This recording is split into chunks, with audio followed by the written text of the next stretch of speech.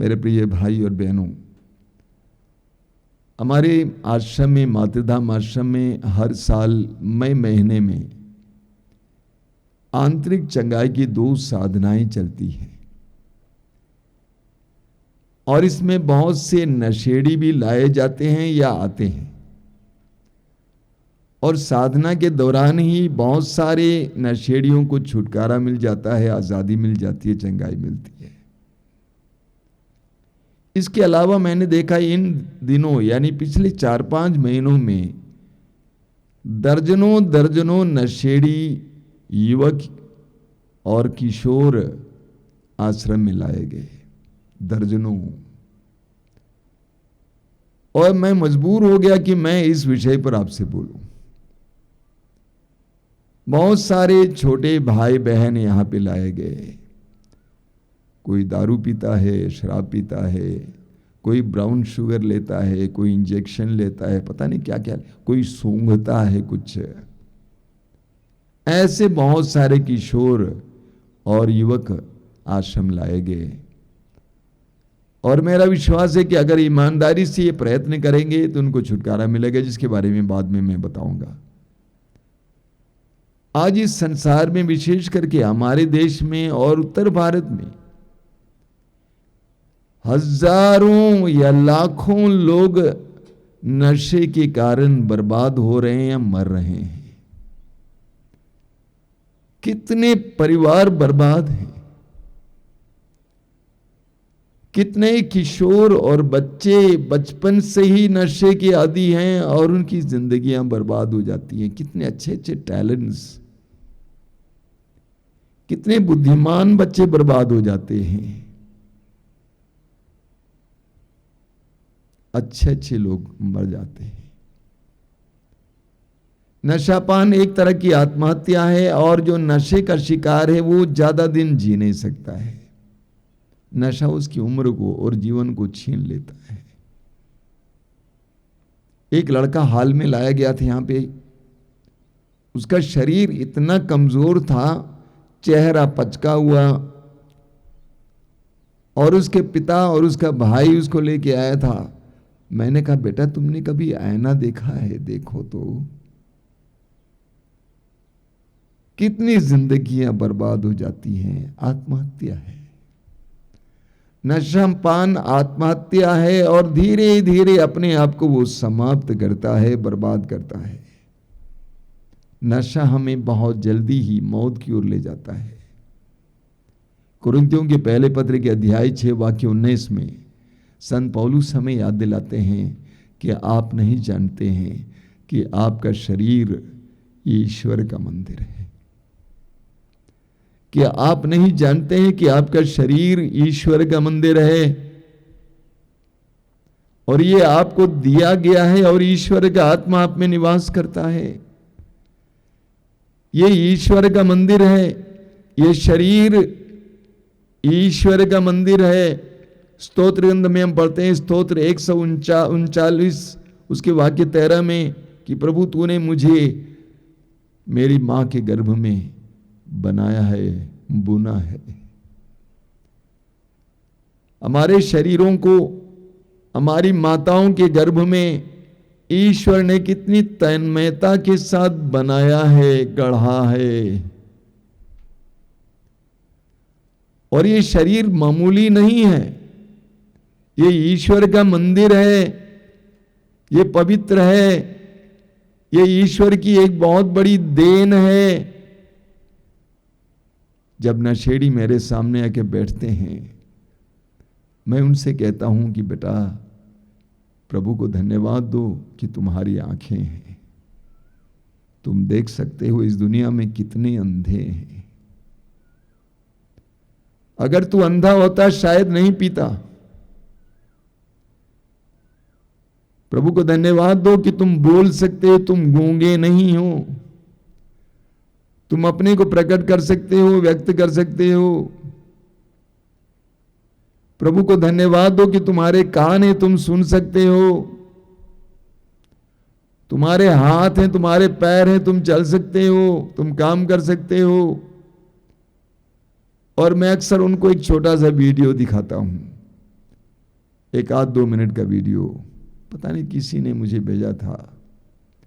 एक नन्हा सा बच्चा, 3-4 साल का बच्चा, उसके दोनों हाथ नहीं है और बड़ी खुशी के साथ अपने दोनों पैरों से रोटी को चीर कर मुंह में डाल के खा रहा है। मैं उन युवकों को दिखाता हूं और कहता हूं कि बेटा देख देख, ईश्वर ने तुमको सब कुछ दिया है। कुरिन्थियों के पहले पत्र के अध्याय 6 वाक्य 20 में संत पौलुस कहते हैं, अपने शरीर में ईश्वर की महिमा करो। ये शरीर ईश्वर के द्वारा तुम्हें दिया गया है, ये बर्बाद करने के लिए नहीं दिया गया है, बल्कि इस शरीर के द्वारा ईश्वर की महिमा करने के लिए दिया गया है। मेरे पास एक चित्र था, पता नहीं किसी ने ले लिया बाइबल से। एक लड़की है जिसका सिर्फ एक पैर काम करता है, हाथ बहुत छोटे छोटे हैं। उस एक पैर से वो चित्र खींचती है, सुंदर सुंदर चित्र खींचती है और उसके सहारे वो अपनी जीविका चलाती है। ये शरीर ईश्वर ने दिया है ताकि हम इसके द्वारा ईश्वर की महिमा करें।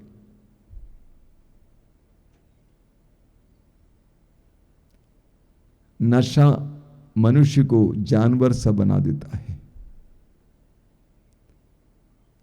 नशा मनुष्य को जानवर सा बना देता है। मैंने कई ऐसे लोगों को देखा जो नशा खा पी के सड़क के किनारे गंदगी में पड़ा हुआ है और उसके बगल में कुत्ते भी लेटे हुए हैं। क्या फर्क है देखिए।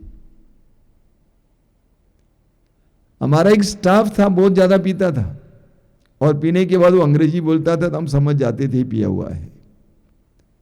एक बार मैंने उसको कमरे में बुला लिया, कहा कि तू इतना अच्छा आदमी है यार, कि कितना अच्छा इंसान है तू, वास्तव में अच्छा इंसान है, वेरी गुड मैन, लेकिन तू शराब पी के अपने आप को जानवर बना देता है, उसको क्यों नहीं बंद कर देते हो?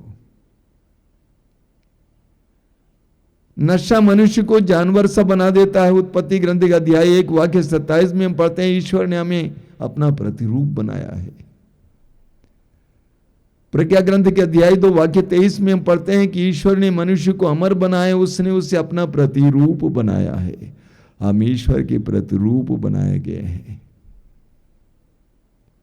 स्तोत्र ग्रंथ में हम पढ़ते हैं, स्तोत्र 8 उसके वाक्य 6 से 8, वहां पे वचन में लिखा हुआ है, स्तोत्रकार कहता है, हे प्रभु तूने मनुष्य को स्वर्गदूत से कुछ ही छोटा बनाया है,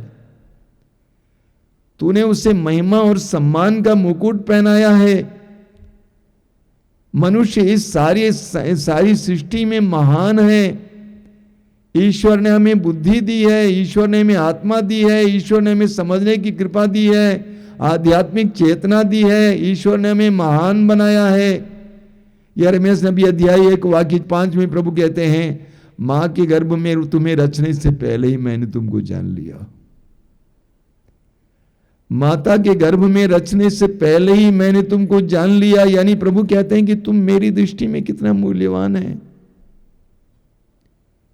इस्यास नबी अध्याय 43 उसके वाक्य 4 में प्रभु कहते हैं, तुम मेरी दृष्टि में मूल्यवान हो और महत्व रखते हो, मैं तुमको प्यार करता हूं। प्रभु अपने पवित्र वचनों के द्वारा कहते हैं कि हम कितने महान हैं। ये शरीर ईश्वर का एक बहुत बड़ा वरदान है। मेरे शरीर में कई रोग हैं और जितने लोग स्वस्थ हैं उनको देखकर मुझे लगता है कितना अच्छा शरीर है ये, ईश्वर ने कितनी आशीष दी है। ये शरीर ईश्वर का दान है, ये शरीर ईश्वर का मंदिर है। कुरिन्थियों के पहले पत्र के अध्याय 3 वाक्य 17 में प्रभु का वचन कहता है, जो इस प्रभु के मंदिर को नष्ट करेगा ईश्वर उससे नष्ट करेगा। और ये होते हुए मैं देखता हूं, जो लोग नशा खाकर अपने शरीर को बर्बाद करते हैं, नशा पीकर अपने शरीर को बर्बाद करते हैं, ईश्वर के मंदिर को नष्ट करते हैं, प्रभु उन्हें नष्ट कर देते हैं। प्रभु उनको उन्हें नष्ट कर देते हैं, उनकी जिंदगी छीन लेते हैं। नशापान का क्या परिणाम है? आज का मैं लोगों को बताता हूं, सीधे बोल देता हूं नशेड़ियों से, बेटे नशे के द्वारा मैंने देखा आजकल कि लोगों के अंदर मिर्गी का रोग आ जाता है। नंबर 1 मिर्गी का रोग आ जाता है। कई हमारे आश्रय में रहने वाले बच्चे पहले पहले मिर्गी से पीड़ित थे, क्योंकि वे नशा खाते थे। कहां गिर जाएगा पता नहीं है। मिर्गी का रोग आता है, मानसिक रोगी हो जाते हैं। बहुत सारे मानसिक रोगी इसलिए मानसिक रोगी हैं क्योंकि वे नशा खा पी के अपने दिमाग पर इतना बड़ा प्रहार किया है, उनकी यादाइश मिट जाती है, वे मानसिक रोगी हो जाते हैं। और कैंसर का रोग तो होता ही है।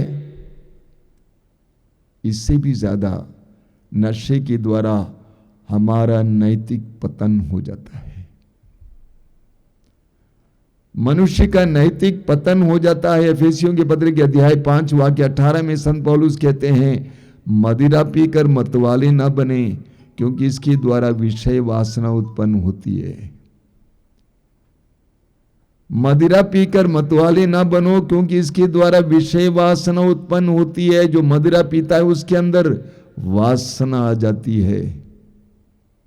एक बेटी जो बार बार बराबर आश्रम में आती है, 17-18 साल की लड़की, उसके माँ बाप की अकेली बेटी, एक दिन रोती हुई मुझसे कहा, स्वामी जी आप जानते हैं मेरे पापा शराब पी के आते हैं, उसके बाद बहुत कम कपड़े में बैठते हैं, अंडरवेयर पहनते हैं, बनियान पहनते हैं, और मुझसे ऐसी गंदी गंदी बातें बोलते हैं कि मैं आपसे बोल नहीं सकती हूं।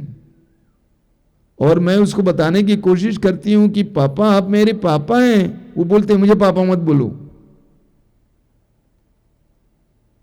नशा खाने पीने के बाद हमारा नैतिक पतन हो जाता है। पता नहीं लगता है कि क्या बेटी है, क्या मां है, क्या बहन है। इसलिए संत पौलुस कहते हैं मदिरा पीकर मतवाला मत बनो, इससे विषय वासना उत्पन्न होती है। मैं एक जवान लड़की को जानता हूं जिसका पिता शराबी है।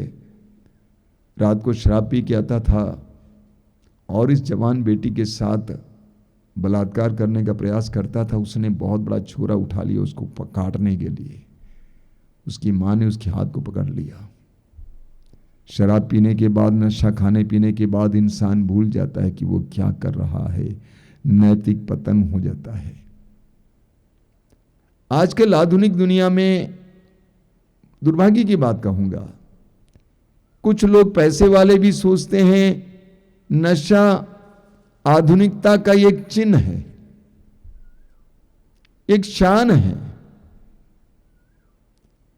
उसको वे लोग शान की चीज मानते हैं। लोग मानते हैं कि मर्दानगी का एक बहुत सुंदर लक्षण है, और पीते हैं, खाते हैं। कहीं कहीं मुझे सुनने को मिला, कुछ लोग कहते हैं ये तो हमारी संस्कृति का हिस्सा है। ऐसा भी है, ये तो हमारी संस्कृति का हिस्सा है। वहां पे मैं वचन सुनाता हूं तो मैं बोलता हूं कि प्रभु यीशु हर संस्कृति को शुद्ध करने के लिए आए हैं।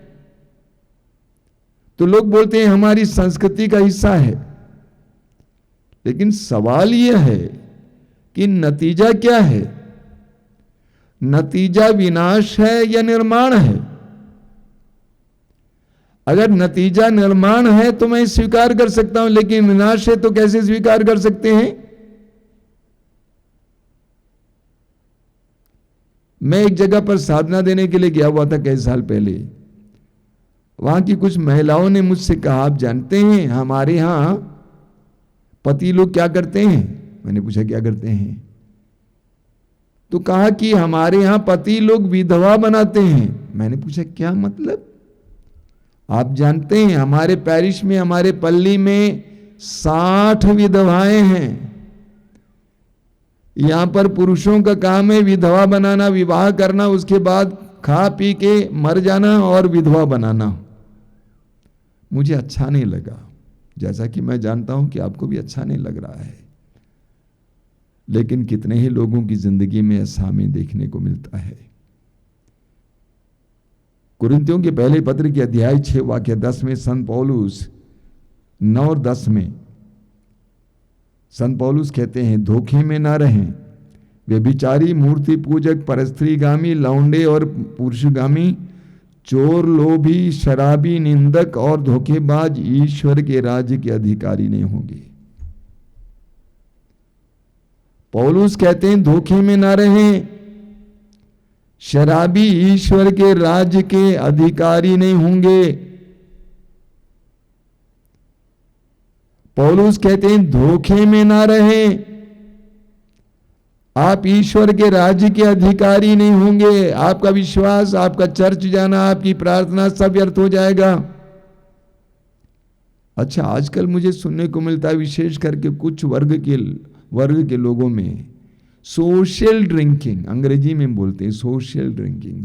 शैतान भी कैसा होता है, यानी एक साथ आ जाते हैं तो थोड़ा पिया जाए, सोशल ड्रिंकिंग। मैं बोलता हूं भाई क्यों ऐसा शब्द इस्तेमाल करते हो, क्यों नहीं बोलते हो कि एक साथ शराब पी रहे हैं। शैतान भी कितना चालू है। आजकल जवान लड़के लड़कियां बोलते हैं डेटिंग कर रहे हैं, फ्रेंडशिप है। मैं पूछता हूं सीधे क्यों नहीं बोलती हो कि व्यभिचार कर रही हो, उसको डेटिंग बोलने लगे, उसको फ्रेंडशिप कहने लगे। सीधे बोलो कि तुम व्यभिचार कर रही हो। इस्यास नबी के ग्रंथ के अध्याय 22 उसके वाक्य 13 और 14 में हम पढ़ते हैं, तुम आनंद और उत्सव मनाते, बैलों और भेड़ों का वध करते, मांस खाते और अंगूरी पीते थे। तुम कहते थे हम खाएं और पिएं, कल तो मरना ही है। प्रभु क्या कहते हैं? प्रभु कहते हैं मरने के दिन तक तुम्हारा ये पाप क्षमा नहीं किया जाएगा। सर्वशक्तिमान प्रभु ईश्वर ने इसकी शपथ खाई है। जिंदगी मजाक नहीं है, जीवन मजाक नहीं है। कल एक बेटी मेरे पास आई थी, जवान लड़की, उसके घर पे कई मौत हुई नशे के कारण, गलत रास्ते पे चलने के कारण। उसने कहा कि स्वामी जी ऐसा क्यों होता है? मैंने कहा बेटे तुम्हारे परिवार का प्रभु का संरक्षण है ही नहीं, क्योंकि तुम्हारे घर के लोगों का जीवन और उनकी चाल प्रभु के वचन के अनुसार नहीं है, तो कैसे आपको प्रभु का संरक्षण मिलेगा? कुछ लोग कहते हैं हम इसीलिए पीते हैं ताकि हम अपने दर्द को भूल जाएं, अपने दर्द को भूल जाएं। क्या दर्द भुलाया जाता है? बाद में दर्द बढ़ जाता है। कुछ दिन पहले एक औरत अपने पति के साथ मेरे पास आई थी, पतली सी औरत, गरीब औरत, दो छोटे छोटे बच्चे। पति उस समय भी पिया हुआ था। मैंने कहा मैं तुमको मारूंगा भी, हालांकि पहली बार आ रहा था। मुझे इतना बुरा लग रहा था। मैंने कहा देख तू काम करता है, सारी कमाई पी जाता है, और तुम अपनी पत्नी को देख, अपने बच्चों को देख, तू इनका खून पी रहा है। अगर तू वो पैसा घर ले आता, इस बेटी की स्थिति नहीं होती। ये बच्चे स्कूल जाते, बच्चे पढ़ते, तो दुख कहां भुलाया जाता है? स्वयं दुखी हो जाते हो और दूसरों को भी दुखी बनाते हो।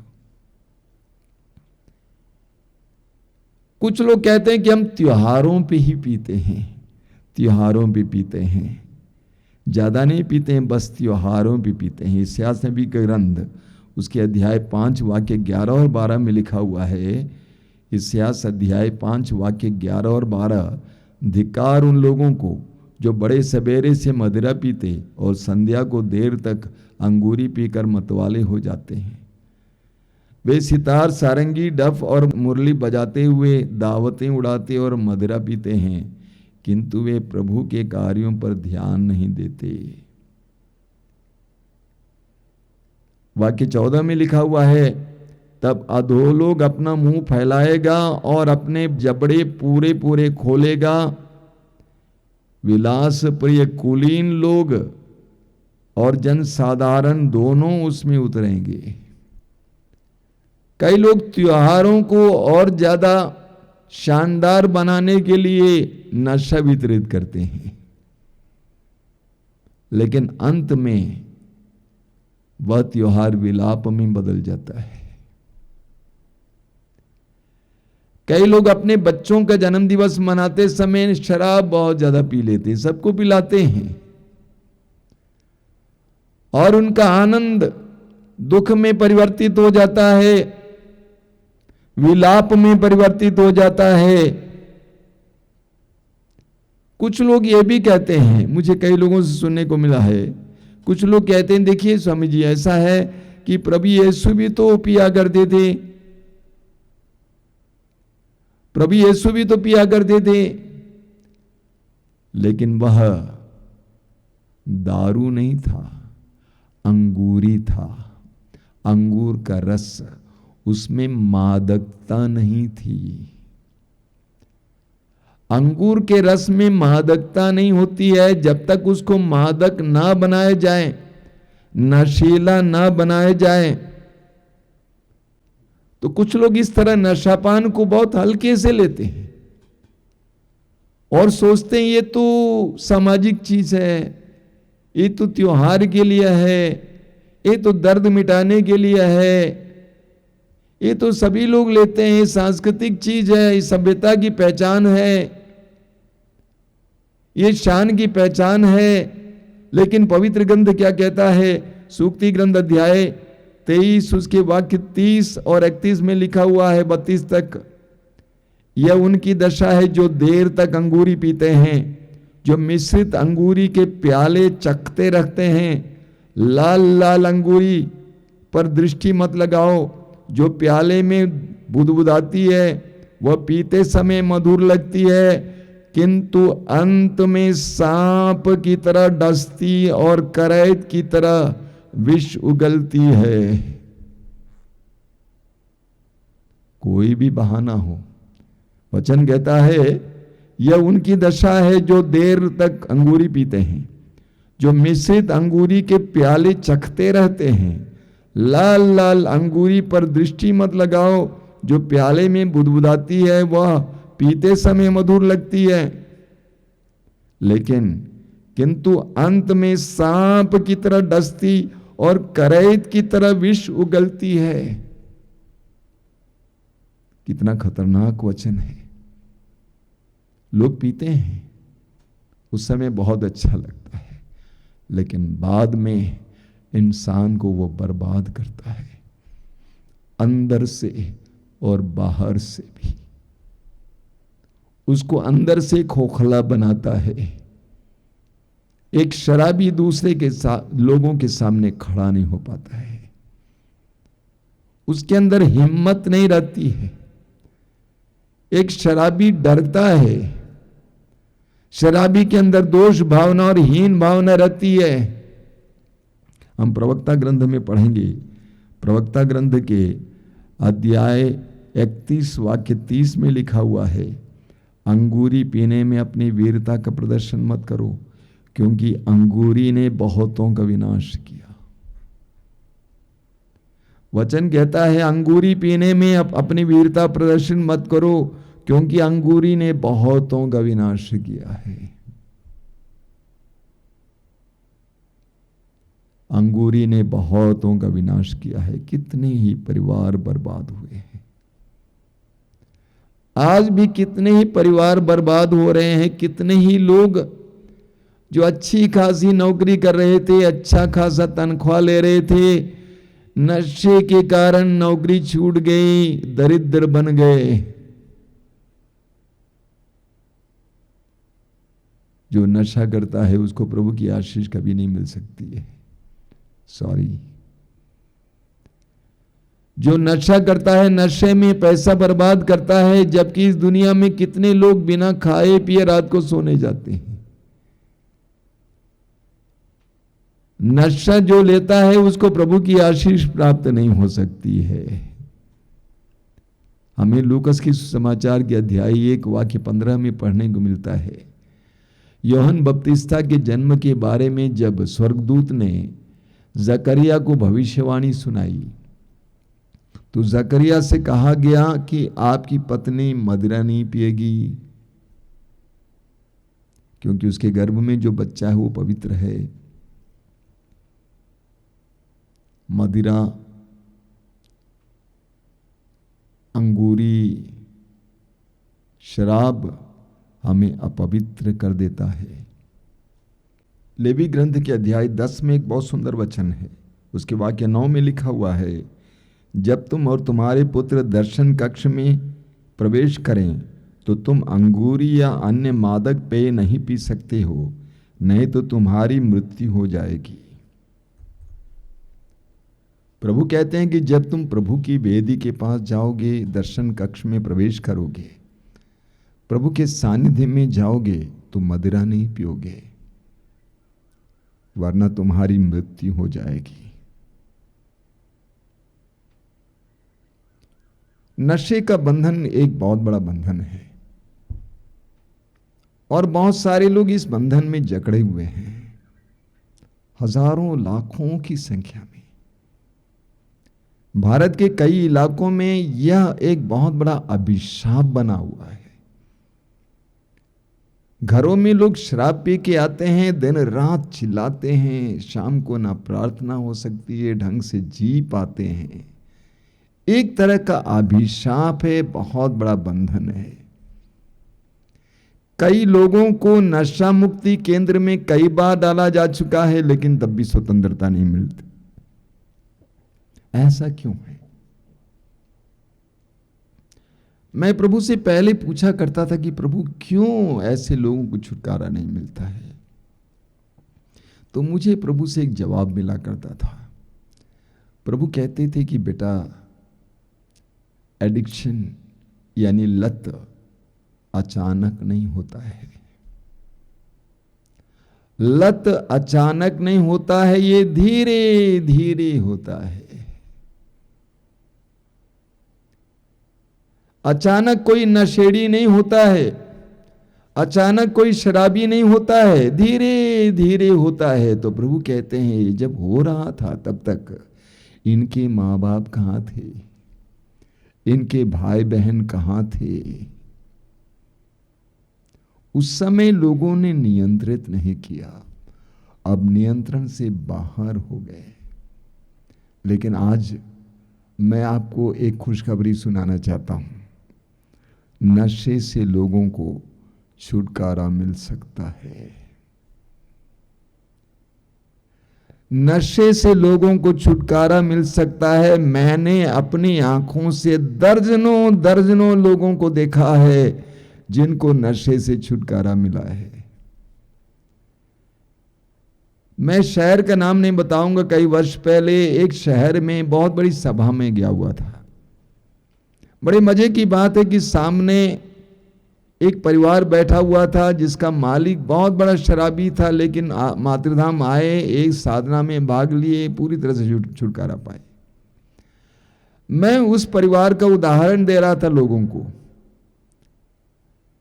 एक वॉलंटियर हैं, मैं जब मंच पर से नीचे उतर रहा था उस समय वो मेरे पास आए और कहा कि मेरा उदाहरण क्यों नहीं देते आप? मैंने पूछा कि आपका उदाहरण बताइए, आप मुझे देख रहे हैं? मैंने कहा मैं देख रहा हूं। मेरा चेहरा लाल है? हाँ, मैंने कहा लाल है। आपको मालूम है क्यों लाल है? मैंने जानता हूं। उसने कहा क्योंकि मैं दिन रात शराब पीता था। वैसे भी गोरे थे वो और बहुत ज्यादा शराब पीता था, उनका चेहरा लाल हो गया था एकदम। और उस भाई ने कहा कि मेरा नाम फलाना है और मैं प्रतिदिन रोज बार बार शराब पीता था, लेकिन एक बार आपके यहां पे साधना में आया और मैं आपसे कहना चाहता हूं उसके बाद एक बूंद दारू मेरे मुंह में नहीं गया है। ऐसे दर्जनों लोगों को मैं जानता हूं। अभी हाल में पिछले अप्रैल महीने में पुण्य सप्ताह में एक जवान भाई दूर से आया था और शाम का समय था और बाइबल लेने में, पानी लेने में मेरी मदद कर रहा था। कहा कि मैं ये सब कुछ ले लूँगा, आप मेरे साथ चलिए। मैं उसके साथ चल रहा था। उसके कंधे पे अपना हाथ रखा था। मैंने पूछा कि पहली बार आए हो? उसने कहा नहीं, ये दूसरी बार है। पिछली बार कब आए थे? उसने कहा कि पिछली बार मैं 3 दिन के लिए दंपतियों की साधना में आया था। और उसने कहा जानते हैं स्वामी जी, मैं बहुत शराब पीता था, खैनी खाता था, अन्य चीजें खाता था, लेकिन 3 दिन में प्रभु ने मुझे चंगा कर दिया। आज मैं न शराब पीता हूं, न कोई नशा लेता हूं। मेरे प्रभु के लिए कुछ भी असंभव नहीं है। कितने ही बड़े शराबी क्यों न हो, आई प्रॉमिस, मैं प्रभु के नाम पर इस समय वायदा करता हूं, आप छुटकारा पा सकते हैं। आपसे प्रभु पैसा नहीं मांगेंगे, लेकिन 2-3 शर्तें हैं। पहली शर्त, आपको नशे से छुटकारे के लिए इच्छा होनी चाहिए। इसीलिए नशा मुक्ति केंद्रों में जाते समय उनको बताया जाता है कि बोलो मैं नशेड़ी हूं। आपको स्वीकार करना है कि हां मैं नशेड़ी हूं। आपको अपने आप को नम्र बनाना है और ये कहना है कि प्रभु I want to be freed, मुझे छुटकारा चाहिए। ये चाह एक बहुत बड़ी बात होती है। बहुत सारे लोगों के अंदर चाह नहीं है, वे सोचते हैं ऐसे ही जिएंगे। सबसे पहले आपके अंदर ये चाह होनी चाहिए कि मैं छुटकारा पाना चाहता हूं। मैं एक जवान भाई को जानता हूं जो शराब तो पीता ही था, ऊपर से भांग भी खाता था। उसकी पत्नी ने कहा कि स्वामी जी आप जानते ही इंसान शराब पीने के बाद, भांग खाने के बाद 10-10 दिन खाना नहीं खाता था। और उस भाई ने कहा कि मैंने अपनी मां से कहा कि मां मुझे जहर पिला दे। इसका मतलब वो थक गया था, वो उससे छुटकारा पाना चाहता था। वो आश्रम आया। आप विश्वास नहीं करेंगे, मात्र 1.5 सप्ताह के अंदर प्रभु ने उसे पूर्ण छुटकारा दिया। आज पूरी तरह अच्छी तरह रह रहा। तो सबसे पहली बात, आपके अंदर छुटकारे की इच्छा होनी चाहिए। दूसरी बात, प्रार्थना। मैं जब लोग आते हैं, नशेड़ी आते हैं, मैं उनसे कहता हूं बेटा तुमको दर्शन भवन में घंटों बैठना है। लेकिन शैतान भी कैसा होता है, शैतान उसको बैठने नहीं देता है। शैतान उसको आधा घंटा बैठने देगा, उसके बाद उठाएगा और वो जाके चौकीदार के पास बैठेगा, अच्छी अच्छी बातें बोलेगा, या खानसामा के पास जाके बैठेगा, अच्छी अच्छी बातें बोलेगा। लेकिन शैतान उसको प्रभु के सामने बैठने नहीं देता है, क्योंकि शैतान को मालूम है यदि ये प्रभु के सामने बैठेगा, स्तुति करेगा, आराधना करेगा, प्रार्थना करेगा, तो नशे की आत्मा उसे छोड़कर भाग जाएगा।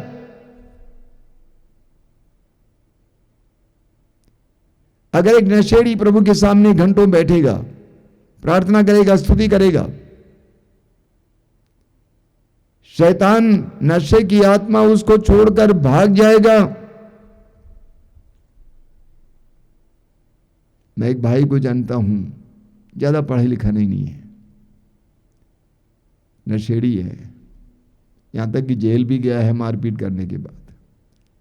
लेकिन मैंने कहा कि बेटा तुमको प्रभु के सामने बैठना है, घंटों प्रार्थना करना है। उसको कुछ नहीं आता था, उसको रोजरी बोलना आता था, वही रोजरी बोलते रहता था, रोजरी बोलते रहता था। पूरी तरह से छुटकारा पाया।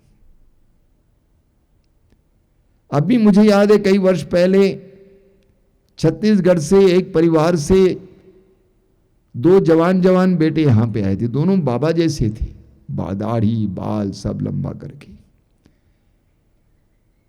उन लड़कों के घर पे मैं जाया करता था कभी, तो उनकी मां बोला करती थी स्वामी जी आप जानते हैं कि मेरे बेटे कैसे थे, इतना शराब पीते थे कि रात को गायब रहते थे।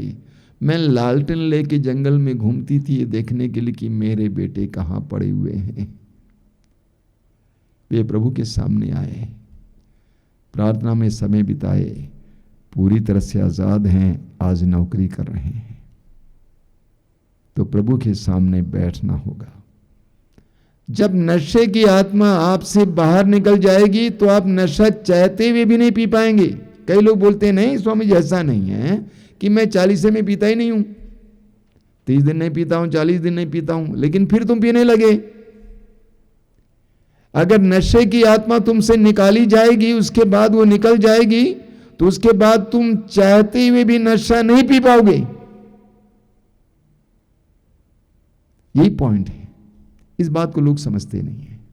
उसके लिए आपको प्रभु के सामने बैठना है, स्तुति करना है, प्रार्थना करनी है। तीसरी बात, पवित्र वचन को सुनना। कई लोग YouTube के द्वारा पवित्र वचन सुन सुनकर छुटकारा पाए हैं। बहुत साल पहले 96 में एक जगह पे मैं, बहुत दूर एक जगह पे मैं सभा चलाने गया था। वहां पहुंचते ही वहां के पल्ली पुरोहित और वहां के भाई लोग मुझसे बोले, स्वामी जी गजब है, यहाँ पे इतने सारे मसीही हैं, लेकिन अधिकतर मसीही या तो शराब पीते हैं, या तो शराब बेचते हैं, या तो बनाते हैं। और प्रभु की कृपा से वहां पर मेरा पहला ऑडियो कैसेट, उस समय सीडी नहीं होता था, कैसेट रिलीज हुआ था। सैकड़ों की संख्या में वो कैसेट बिक गए, घर घर ये बजने लगा, वचन बजने लगा। अगली बार 2 साल के बाद मैं वहां पहुंच गया तो लोगों ने कहा 75% लोगों ने शराब पीना छोड़ दिया है, शराब से नाता तोड़ दिया है। पवित्र वचन सुनने से आपको छुटकारा मिलता है। वचन आपके हृदय के अंतरतम में प्रवेश करेगा और आपके अंदर जो चाह होगी, नशा के लिए चाह होगी, उसको बर्बाद करेगा। मंगलूर शहर में एक बहुत बड़ी सभा चला रहा था। उस समय शाम के समय सभा होती थी, दिन के समय लोग आते थे प्रार्थना के लिए। एक भाई आए, कहा कि मैं प्रार्थना मांगने नहीं आया हूं, मैं आपको धन्यवाद देने आया हूं। मैंने पूछा भाई क्या कारण? तो कहा कि ऐसा है कि मैं आर्मी में था, जल्दी रिटायर हो गया, मैं बहुत ज़्यादा पीता था और घर आने के बाद पीता भी था, दूसरी गंदगी मेरे अंदर आ गई, मैं नारियों के पीछे आता था। उस समय यूट्यूब उतना मशहूर नहीं था, कई वर्ष पहले की बात है, लेकिन यूट्यूब में मेरे प्रवचन पड़े रहते थे जो टीवी में होते थे। तो उस व्यक्ति ने कहा कि मुझे अचानक यूट्यूब में आपका प्रवचन देखने को मिला, हालांकि आप एक हिंदू साधु जैसे दिख रहे थे, लेकिन वहां पे मैंने प्रभु यीशु की तस्वीर देखी तो मैंने सुनना शुरू किया। मैंने आपके सारे प्रवचन अपने मोबाइल में डाउनलोड कर लिया और रोज आपके प्रवचन को कान में हेडफोन लगाकर सुनता था। मैं आपको थैंक यू बोलने आया हूं, धन्यवाद देने आया हूं। पिछले 1 साल से मेरे मुंह में दारू नहीं गया है। पवित्र वचन सुनने से, पवित्र वचन पढ़ने से आपको नशे से छुटकारा मिल सकता है।